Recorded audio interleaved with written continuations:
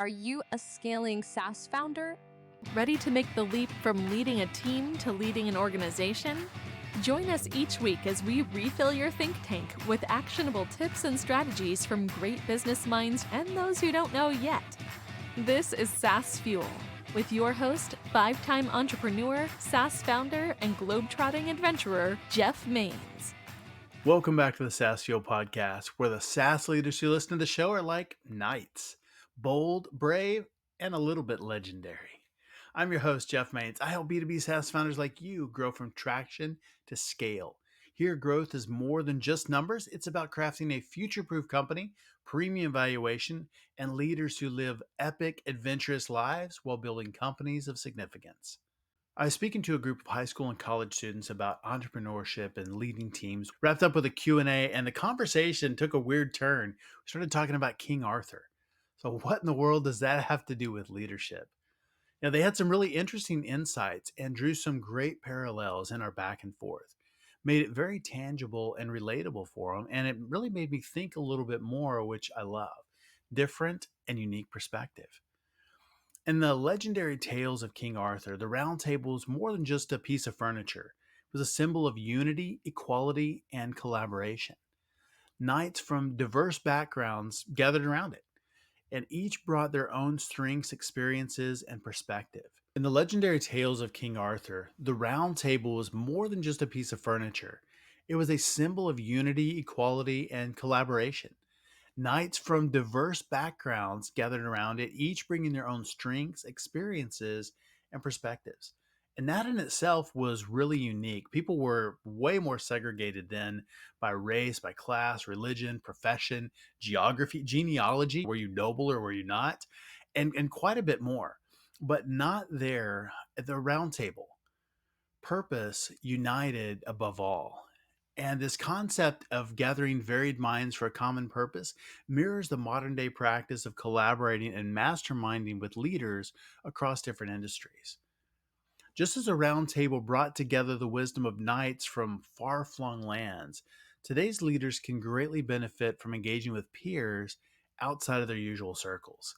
And these interactions, much like the legendary discussions at Camelot, provide fresh insights, spur innovative thinking, and expand the horizons of what's possible. Even talking to high school and college students, they expand your horizons.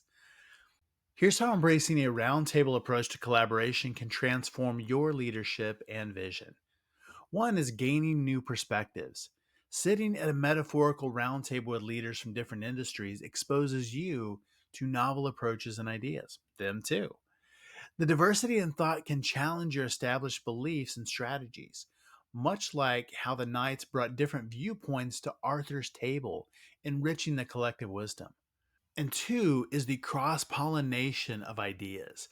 In the tales, the knights embarked on quests that took them to different realms, gathering knowledge and experiences. And similarly, when you interact with leaders from other sectors, you engage in a cross pollination of those ideas, where strategy from one domain can become revolutionary solution in another. And number three is expanding the realm of imagination. The stories of Camelot were about envisioning a better, more noble world. And when you collaborate with a variety of leaders, it stretches your imagination, encouraging you to think more ambitiously and innovatively. Witnessing the achievements and aspirations of others can elevate your sense of what's achievable. In essence, adopting a King Arthur like approach to leadership, seeking counsel from a diverse set of knights, can lead to more enlightened decision making. It encourages a leadership style that values diverse perspectives, fosters creativity, and embraces the collective journey towards achieving great things. So let's gather our knights from all corners of the business world and embark on quests that lead to innovation and growth. Our founder on Tuesday was Sahil Patel, CEO of Spiralize. We talked about how to take big swings and get big wins to optimize conversion. Outstanding insights from a two-time CEO. Our expert last week was Reagan Bashara, founder of All Ease Accounting. She brought great finance and tax strategies along with tips to make finance easy. If you missed either of those episodes, go back and give them a listen. My guest today is Andrew Bartlow, a titan in HR and talent management with 25 years expertise. He leads Series B Consulting, where he works with HR leaders in crafting effective people strategies in the middle of rapid growth, influencing business strategy and organizational effectiveness along the way. He is a co-author of Scaling for Success. Welcome, Andrew Bartlow. Hey, Andrew, welcome to SaaS Fuel. Hey, Jeff, super happy to be here with you. Thanks for having me. Love to hear a little bit about your background and what you're currently doing in the consulting world around HR, talent management, and how that fits into SaaS. Sure thing. Thank you. Today, I am a operating partner for a private equity company, and I advise their couple of dozen control investments. None of those are SaaS. None of those are tech. They're all air quote real businesses that make things. So that's one foot of my world. The other foot is squarely in tech and largely in SaaS, where I run a educational program for HR leaders that are in investor-backed, founder-led tech companies, helping them to be more successful. And I do a host of individual one-off projects with SaaS companies, largely SaaS, but broader technology industry companies, largely around growth and prioritization and goal setting. Just got off a call before this one with a client around org design and org structure to support their growth. So that's the second foot of my world. One in PE, one in VC, and as I'm a founder myself, I started my Yes. own. Yeah, I started my own SaaS product in the HR tech world, performance management and employee survey product. So tell us about that product, On Track Performance. Yeah, that's right. My belief in dealing with the clients that I'm trying to support is that in this distributed world with people working all over the place, video enabled communication and people in lower cost markets, le- less money spent on commercial office space, that performance management will be harder. It'll be harder to figure out who needs help, what people are working on. You can't rely on management by walking around like we used to, like I grew up in the world, especially in SaaS with heavier reliance on technology for technology companies. I think a distributed workforce is inherently more complicated to manage and support. And the tools that Yes. are out there, and the tools that are out there, I found to be inadequate. They're too big, they're too complicated, they're automating ineffective performance management processes. Like everybody hates performance reviews for a reason, and it just Yeah. doesn't work. Yeah, so I'm constructing something that's much lighter weight, much more practical, really geared towards a small and mid-sized business, and I'm bootstrapping it.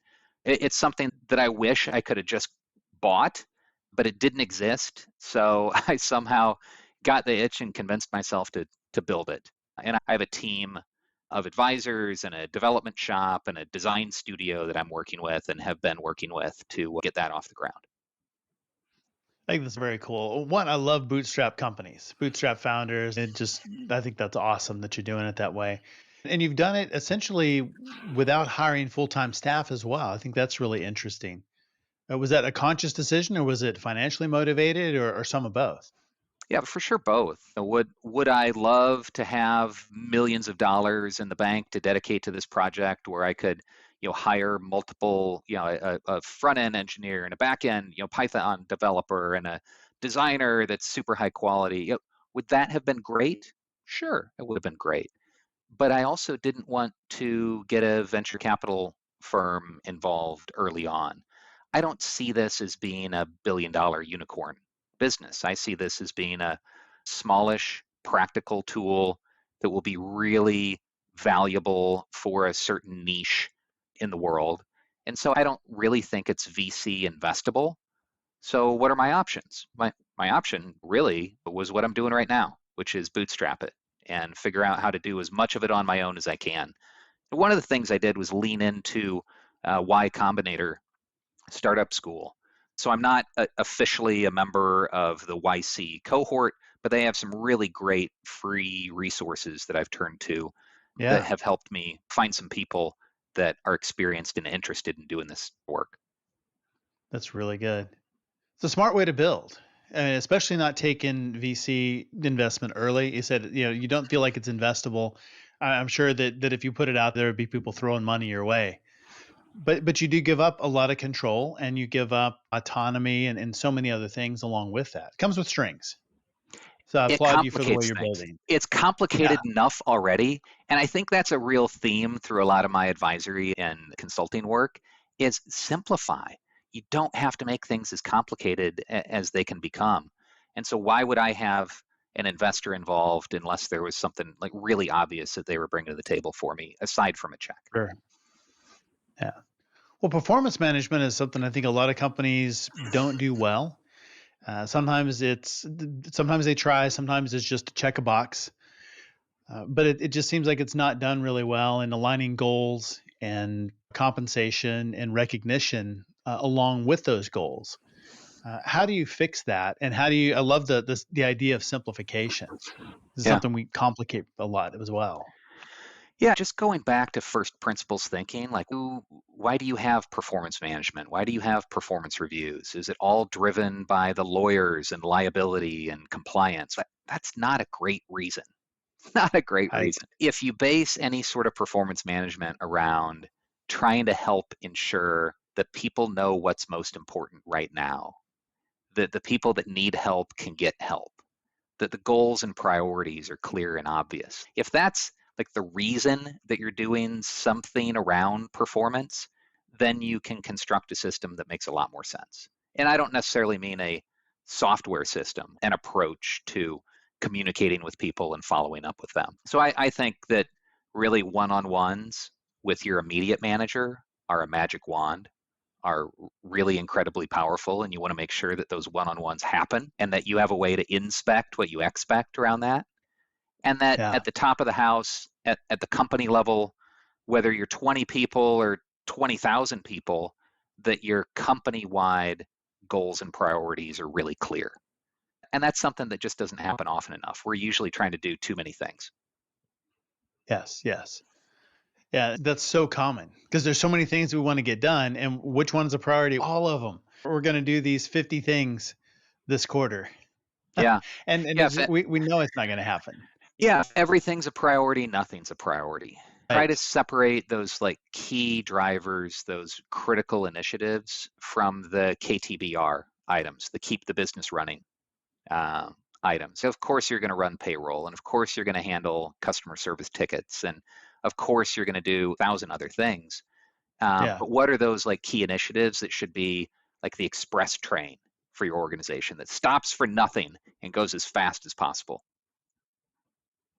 Yeah, I love that. Speaking of complicating the process, we had a conversation the other day about OKRs and KPIs. And you have a little different take on OKRs. I mean, some people really promote that. Some people really promote KPIs. Some people promote something else. What is your take on that? And what do you recommend maybe that's different? Yeah, thanks for the opening on this. But once again, if the theme is performance management and trying to optimize the performance of your organization, it makes sense to have the good intentions around providing clarity. What should people be working on, and is that good or bad, and we're on track or off track? That concept makes sense. However, the application of OKRs, and that's an acronym for those that may not be familiar with it, that stands for Objectives and Key Results. Okay. And it was initially popularized by Andy Grove in 1970s Intel, where he led Intel. And at that time, Intel already had tens of thousands of employees. It was always big, it was already big and mature, and there were jobs that had hundreds, if not thousands, of people in them, and they were easily measurable as they're stamping out silicon wafers, right? And so OKRs in that context might make sense. Now, important to understand, Andy was setting OKRs for team and department level, not at the individual level. They weren't measuring individuals, they weren't doing it quarterly at an individual by individual basis. It was really at the team, department, function level. And I think that worked well for them. I know it worked well for them. Like lots of people made Sure. lots of money off of Intel and off of investing in Intel. And how that found its way into Silicon Valley and into the tech scene of the 2020s is because a lot of the people that made a lot of money from 1970s and beyond Intel and Silicon Valley became VCs, Yes. are the operators and angel investors of today. And so with good intentions, they have lifted and shifted an air quote best practice from an environment that is really different than the startups of today. So good intentions, terrible application. Like, why would you take a 1970s big mature public company process and drop that into an organization of knowledge workers working in a team that are pivoting constantly, doing subjectively measured work? It just doesn't make sense if you think about it that way. But there were really good intentions where the Sure. investors were trying to bring a practice that worked in one environment, but probably didn't really think through, is this the right fit for the environment that we're in today at a startup? So what's the answer? The answer is keep it simple. Be really clear, especially if you're in a small organization. Be really clear about your organization's goals and priorities at the top of the house. Don't swing the pendulum so far into control and measurement that you're looking at individual goals, and OKRs have a 70% target and a 100% stretch, and you have multiple OKRs. And by the time you set them, chances are you're working on different things already in a startup environment. So instead of focusing at the individual level and complicating things and looking at things monthly or quarterly with OKRs, it's too much. Count on your managers to have effective one-on-ones. So bottom of the house, like frontline, magic wand, make sure that good one-on-ones are happening. And then top of the house, make sure that your company-wide goals and priorities are really clear and thought through. And there's lots of traps around company goals and priorities. I was just working with a client that was trying to bucket their 30 things into 3 areas, right? Grow revenue and save cost and be a great place to work. Are those actually 3 priorities? No, those are like 3 massive buckets that are an excuse to capture all the very many things under them. So like Right. actually make some choices about what those most important things are.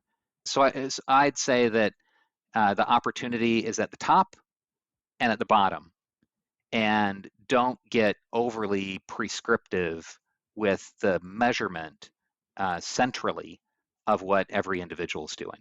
Make sure that your managers are doing what you need them to do. And that they understand what that is, what's expected of them, and that that's communicated in those one-on-ones. Yeah, and Yeah. that's, hey, surprise, surprise, this is exactly what the tool that I'm building does. It Ah, enables one-on-ones to happen more effectively. We have a AI note taker that prompts nice. you what are the one-on-one questions that you should be answering. It'll summarize your one-on-one conversation and drop it into our system so you don't have to type it up as a manager. And it'll immediately identify whether somebody needs help or not, whether there's an off-track situation happening. Yeah, so you just got to make it easier, and technology can help us with that. Let's get out of our own way. That's really good advice. Yeah, getting out of our own way. And I love the take on OKRs and kind of that picture when you're talking about like an hourglass. You've got the goals at the top and at the bottom, and then that middle part is thin and flexible, and uh, so it's not prescriptive, as you Yeah. said. Yeah, I've referred to it as a barbell as well. So an hourglass. Yeah, and I think too much attention is often put at the middle of the hourglass or the barbell, where there are these big complicated processes that are intended to enforce, they're forcing functions. That's what a performance review is. It forces Yeah. managers to write down feedback, and then it's centrally reviewed and we can check to see what the managers are doing. But is that really the most powerful, most useful thing that you can do? It's actually on the ends of the barbell or the hourglass. It's actually at the company level and then the individual level. Yeah. I like the barbell picture because if you put the weight in the middle, there's nothing to grab onto. You can't pick that up. Certainly not one-handed, Yeah. but it's having the weights on the ends that makes it makes it an easy lift. Yeah. So Well, that's a very good picture. yeah. You've got me thinking now about graphics for OTP. There we go. Royalty free. There we go.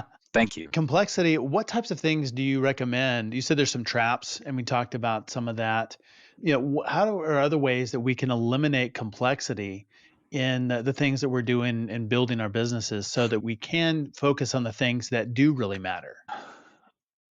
Great question. So, like, how very practically can we make this work? So one is really hold yourself accountable to finding a shorter list, right? Don't just bucket things. So that's have a short prioritized list.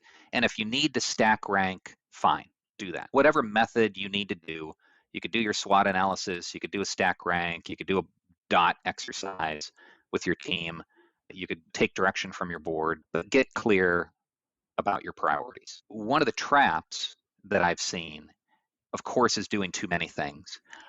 Another trap that's worth exploring is being too collaborative, is listening to too Mm. many voices, right?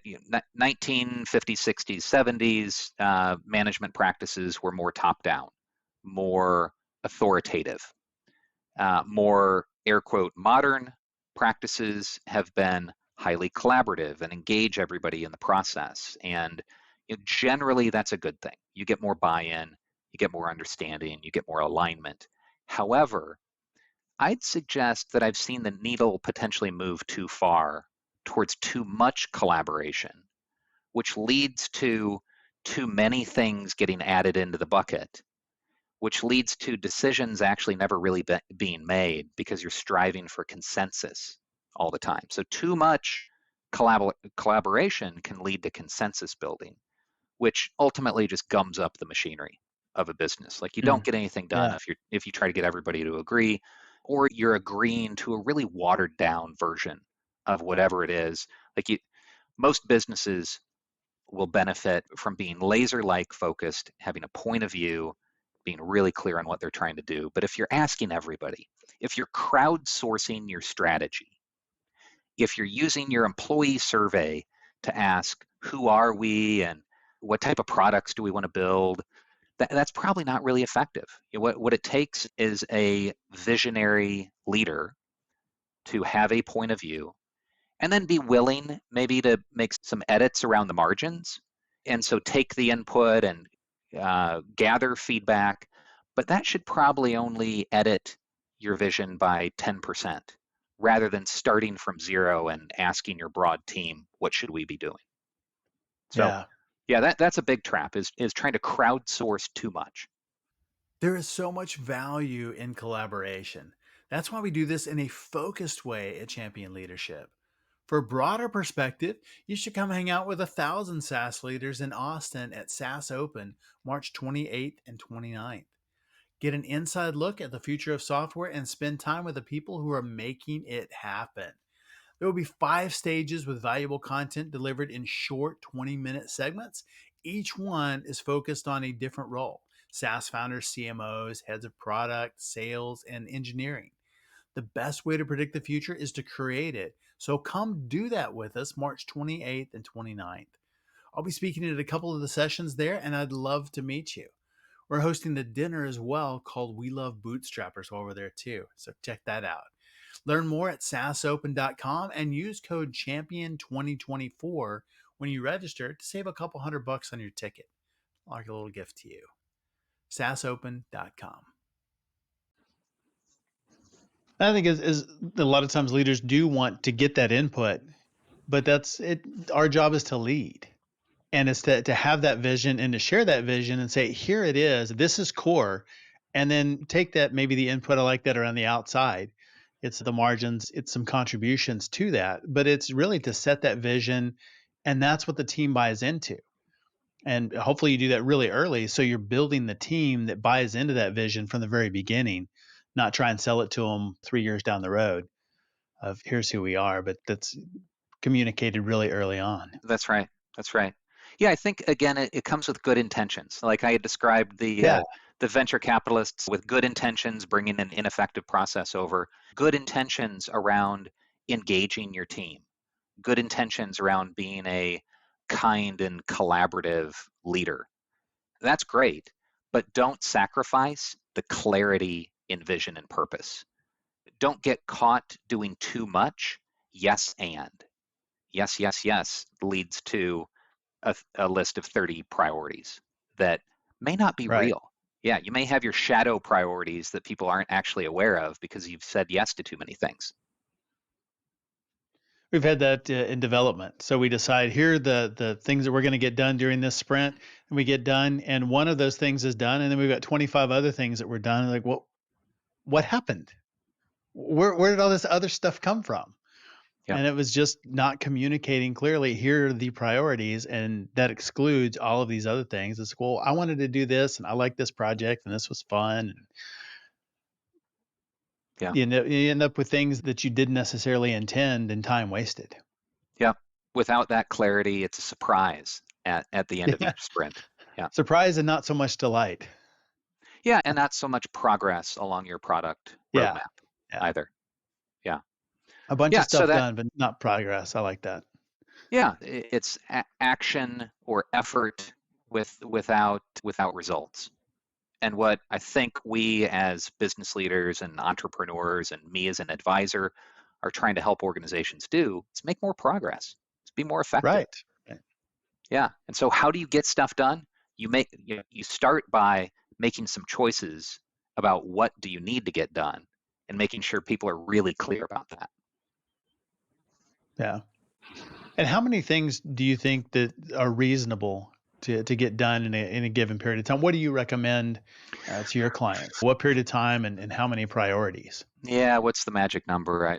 I'll cop out and say it depends. It depends how big and thorny and important some of those things are. Here's one example, though. I had a client that had a long list of many things to do and big business, like $500 million in revenue, and they were having trouble moving forward.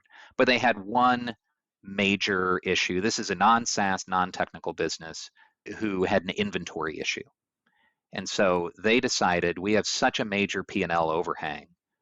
We are going to focus on nothing but inventory, clearing out all of this inventory that's been sitting on the books. It's got to generate cash.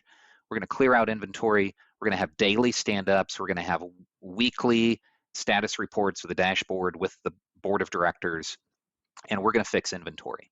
And part of that was with my prodding, but they ran with that and they fixed inventory, which enabled them to position themselves for growth again. And did other stuff happen along the way? Yes. But that was Sure. clearly the biggest, thorniest existential threat that they had to a business. It was a real cash issue for them. And so it took them 6 months to largely get out from under it. But now they can have more priorities. Now they can do more things.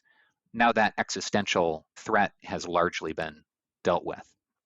I have another client that I'm working with, $100 million revenue, multi-unit restaurant business that fell into the trap of 17 things under 3 or 4 different big headers.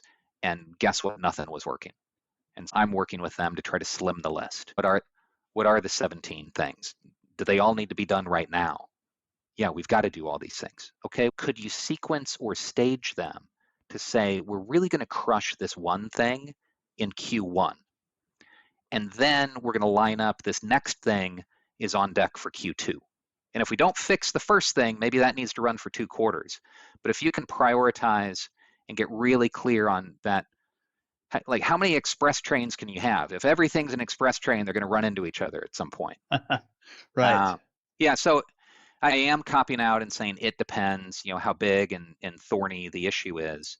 But I just really encourage businesses, whenever possible, make it one thing. Patrick Lencioni, author of 5 Dysfunctions of a Team and The Advantage and a bunch of other best-selling business books, he talks about a thematic goal. Other authors talk about a WIG, a wildly important goal, or a BHAG, a big, hairy, audacious goal. I think some of Hmm. this is EOS or Gazelle's language. And generally, it's one. What is that one thing? And if you can successfully tackle that, then go ahead and move on to the next thing. And maybe you're able to accomplish 2, 3, 4 in a year, but you probably can't accomplish 17. Yes. Yes. But we all want to. And I think one of the fears that leaders have is if I focus on one, I can't let go of the other ones because that's going to be something that I see as critical on the road to success. Yeah. Yeah.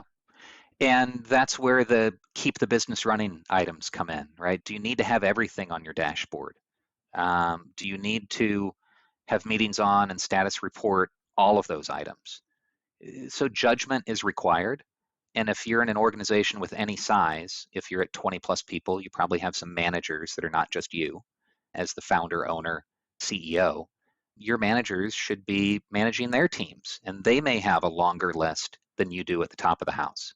If you can be clear as an org as a whole what the most important thing or things are, then it just frees up everybody else to make some choices where, yes, of course, other things still need to get done, but you won't be tracking, monitoring, measuring them with the same level of intensity.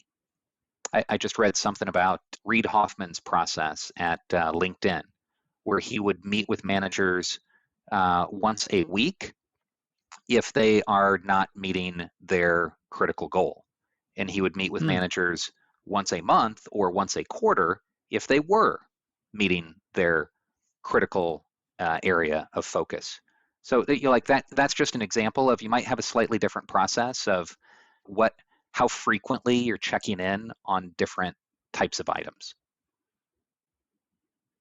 So what are some key questions in those one-on-one meetings? You said that's a piece of the software. It drives them to ask those questions. What are some of those questions that we should be asking?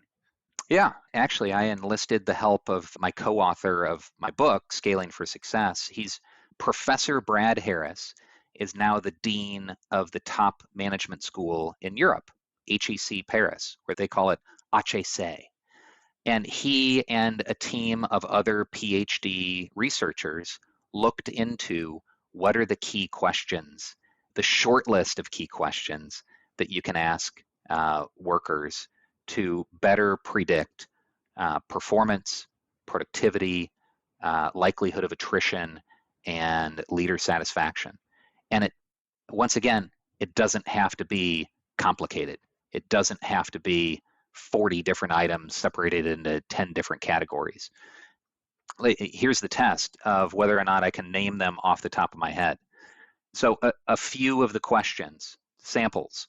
I think our list, we have a core 4, just 4 questions. And we would recommend that you ask these via survey, so it's even lighter versus a one-on-one.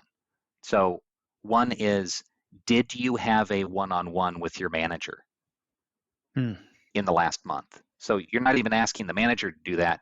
This allows you to inspect what you expect. Did you have a one-on-one?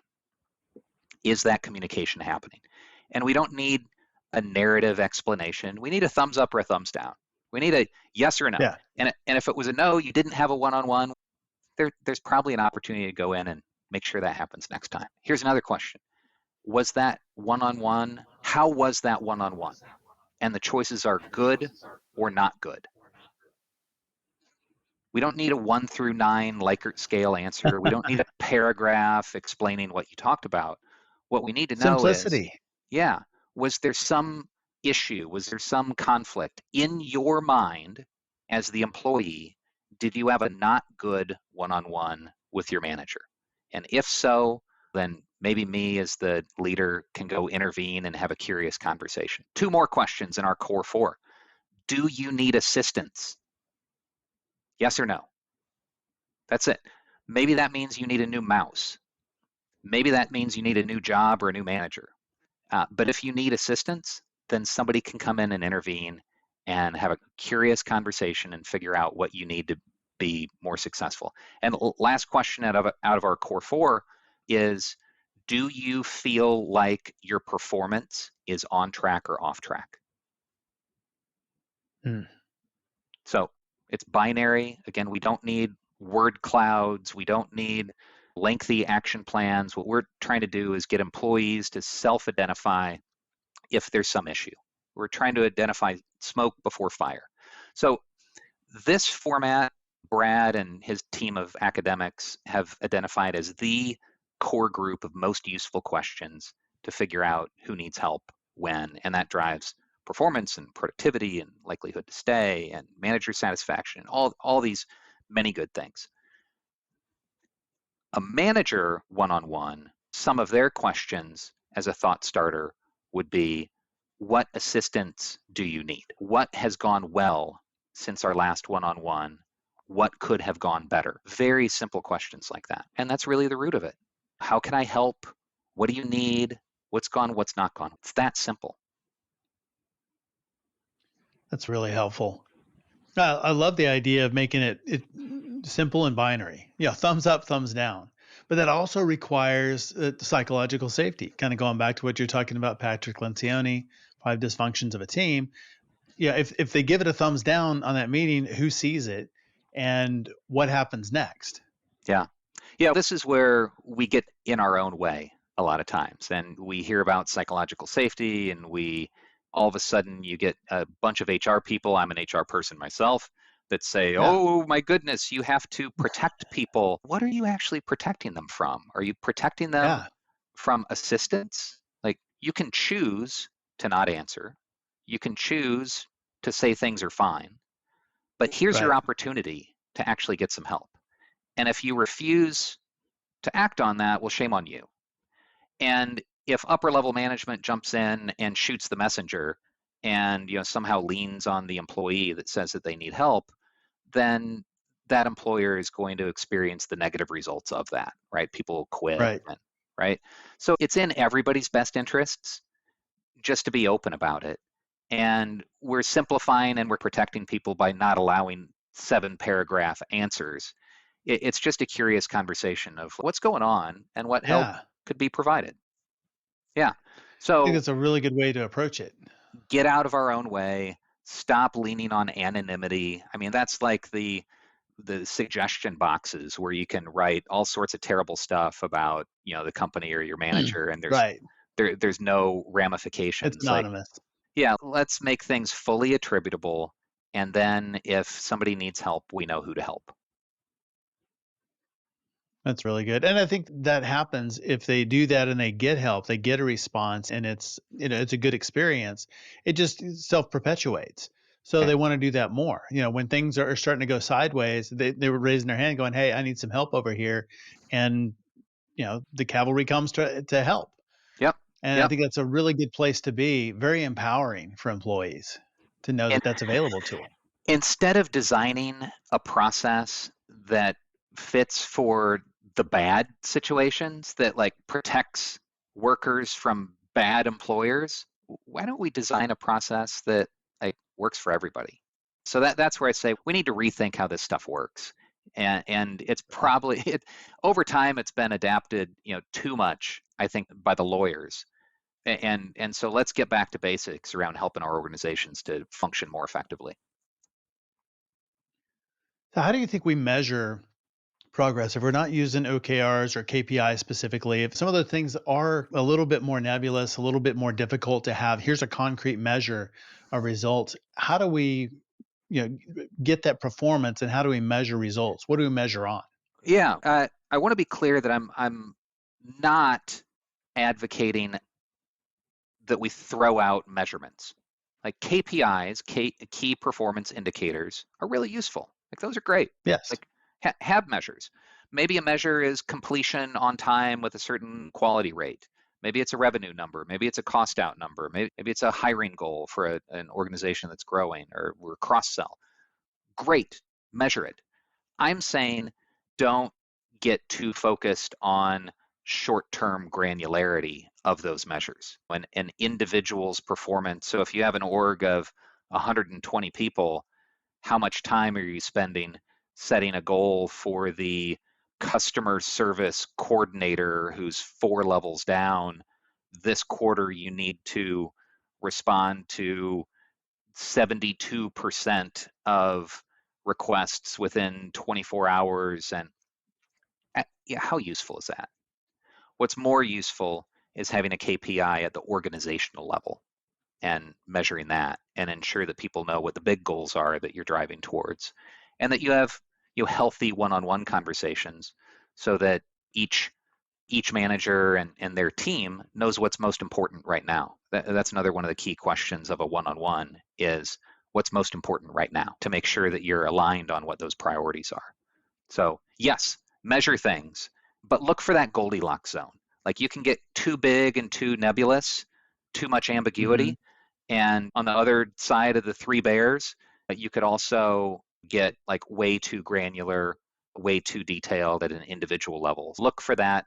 Maybe this is where we fill in the barbell. Look for that happy medium in terms of goal specificity. Yeah, I like that. That's a really good thought in doing that. Yeah, in your opinion, what is the most undervalued aspect of HR or talent management that organizations should prioritize more? I, that's such a softball. I love it. The, it's exactly what we're talking about. Human resources management, when it's really effective, is like an internal management consultant. An HR leader can look across your organization and help you as a business leader to understand, are we being clear enough with our goals and priorities?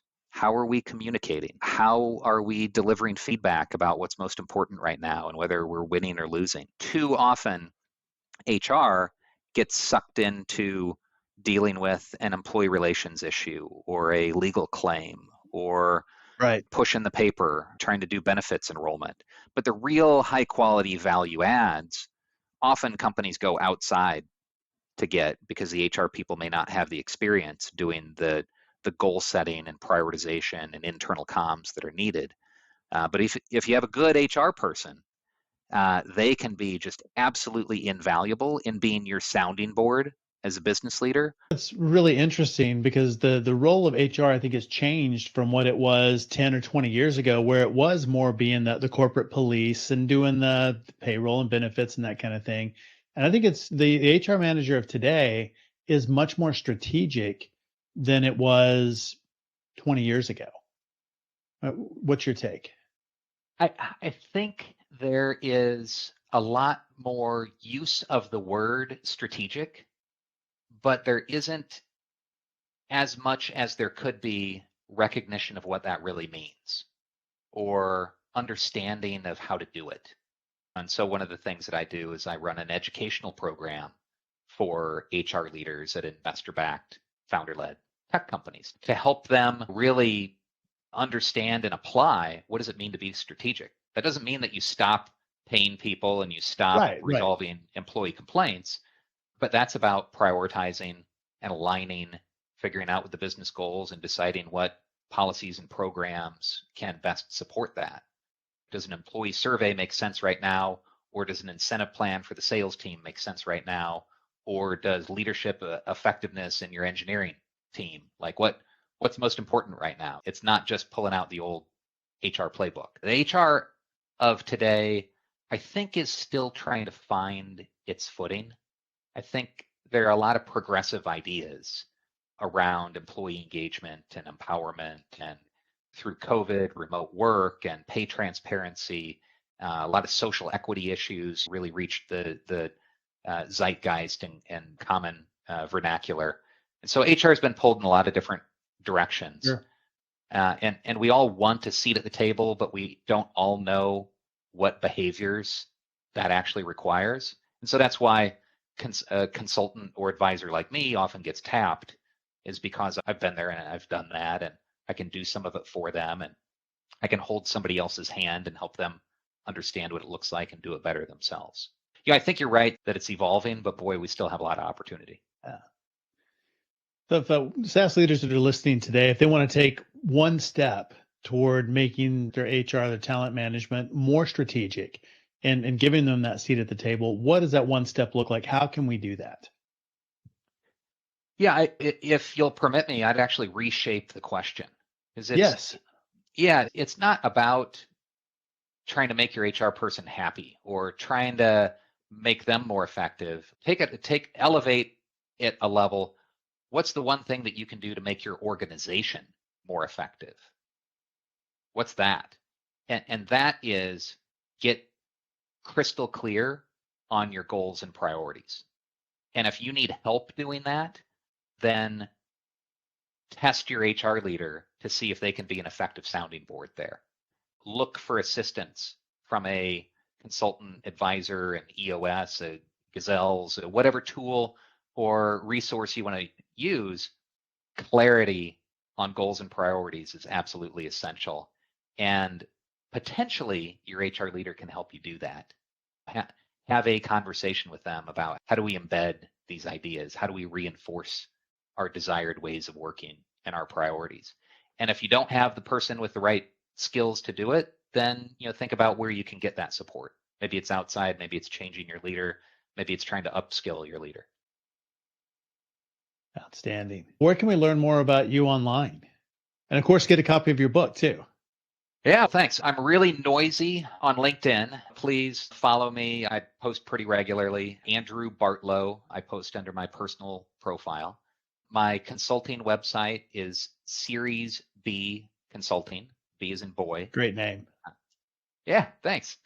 And the book is called Scaling for Success: People Priorities for High Growth Organizations. So just look up Scaling for Success. And thanks to Columbia University for being my publisher. They thought it was strong enough to get behind it. And so it's really targeted towards high growth tech companies like many of your listeners are part of. Outstanding. And we'll make sure and link all of that in the show notes. And everybody needs to grab a copy of the book as well, as it is outstanding.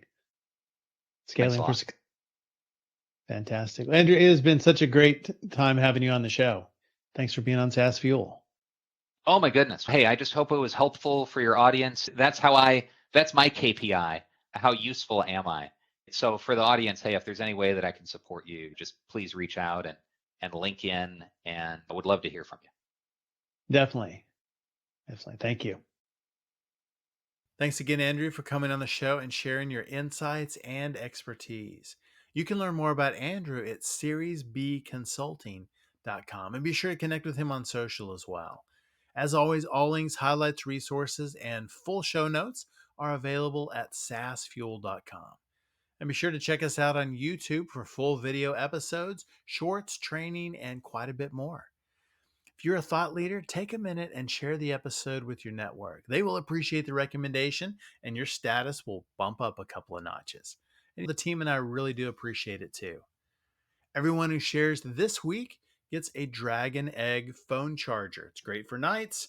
This egg glows and pulsates as your phone charges, and it might or might not hatch into a virtual dragon assistant. Keep an eye on it just in case.